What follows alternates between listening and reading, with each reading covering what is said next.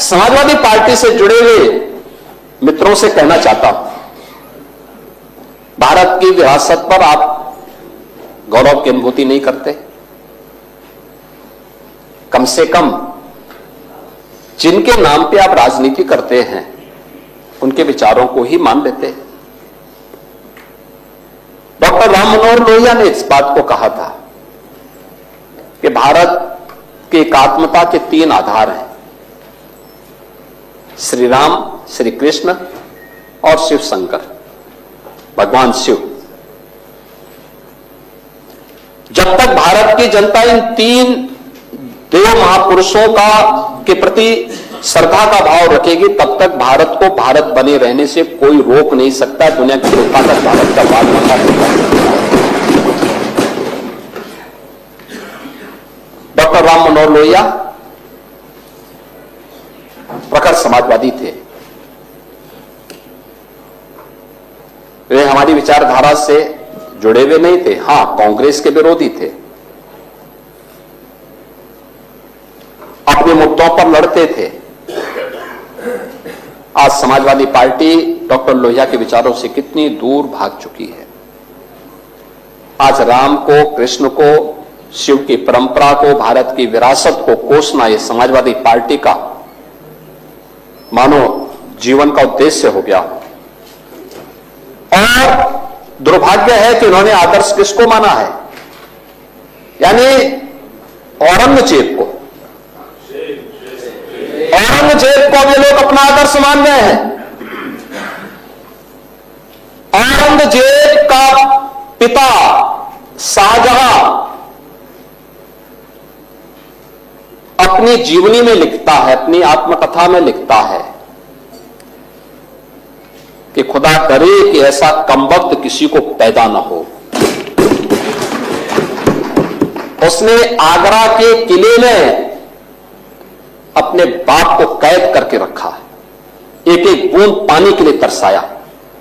और अगर इनको औरंगजेब पर गौरव की अनुभूति होती है तो ये लोग कम से कम पटना की खुदाबख्त लाइब्रेरी में जाकर के एक बार शाहजहां की ही जीवनी को पढ़ लें, देख लें, उसकी पीड़ा को देखें। हां, जिनका आचरण औरंगजेब जैसा है वे लोग औरंगजेब पर गौरव की अनुभूति करें, लेकिन भारत को कम से कम इस पर न करें। और समाजवादी पार्टी को इसका जवाब देना चाहिए। भारत की आस्था पर प्रहार करने वाला दुर्दांत, धर्मांत, क्रूर शासक, उसको समाजवादी पार्टी आदर्श मानती है। जो भारत को रौंदने के लिए आया था, जजिया कर लगा रहा था, भारत का इस्लामीकरण कर रहा था, कोई सभ्य मुसलमान भी अपने पुत्र का नाम औरंगजेब नहीं रखता, क्योंकि इसे मालूम है यथा नाम तथा काम। अगर ऐसा नाम रखेंगे तो फिर एक एक बूंद पानी के लिए तरसना पड़ेगा। और शाहजहां ने भी अपनी जीवनी में लिखा है, उन्होंने कहा है कि औरंगजेब को कोसते हुए उसने लिखा कि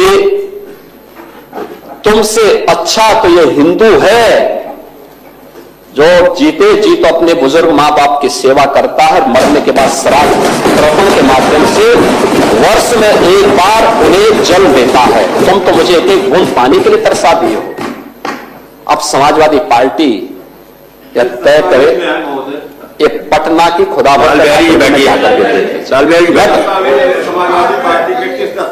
ये समाजवादी पार्टी का नेता,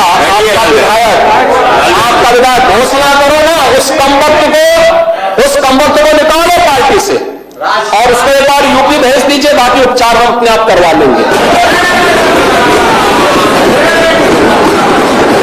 जो व्यक्ति छत्रपति शिवाजी महाराज की परंपरा पर गौरव की अनुभूति करने की बजाय लज्जा महसूस कर रहा हो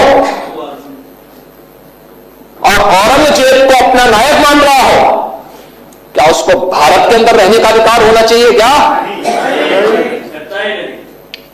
और समाजवादी पार्टी को इसका जवाब देना चाहिए। एक तरफ आप कुंभ को कोसते रहे और दूसरी तरफ औरंगजेब जैसे दुष्ट और क्रूर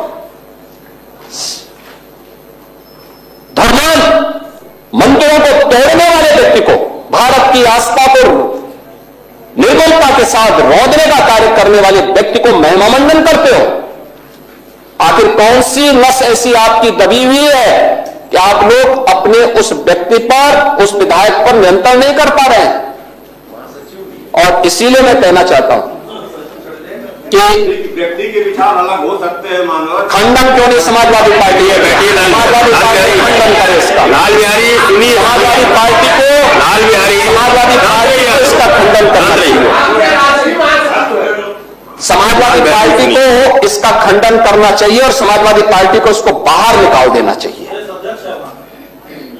निकाल देना चाहिए बाहर, या यहां बुलवाइए सम्मेलन में। उत्तर प्रदेश तो ऐसे लोगों का उपचार करने में बहुत देरी नहीं करता है।